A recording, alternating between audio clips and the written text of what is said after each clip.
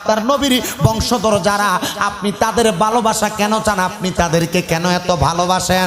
আমার আল্লাহ তাআলার এই আয়াতে কারিমার ব্যাখ্যা হযরতে ইবনে আব্বাস রাদিয়াল্লাহু তাআলা আনহুর একটা হাদিস শরীফ থেকে পাওয়া যাবে।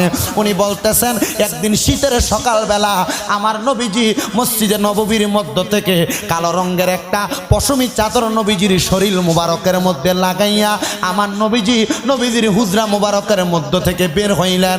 হইতে হইতে আমার নবীজি মা ফাতেমাতুজ জাহরা রাদিয়াল্লাহু তাআলা আনহার হুজরা মুবারকের সামনে পর্যন্ত আমার নবী গিয়েছেন। যাওয়ার পরে আমার নবীজি মা ফাতেমাকে মোহাব্বত করে মা ফাতেমাতুজ জাহরার হুজরা মুবারকের মধ্যে প্রবেশ করলেন। আমার নবী যখন মা ফাতেমাতুজ জাহরার হুজরা মুবারকের মধ্যে প্রবেশ করলেন, করার সাথে সাথে আমার নবীজি লক্ষ্য করে দেখলেন আমার নবীজির সম্মুখে মা ফাতেমাতুজ জাহরা রাদিয়াল্লাহু তাআলা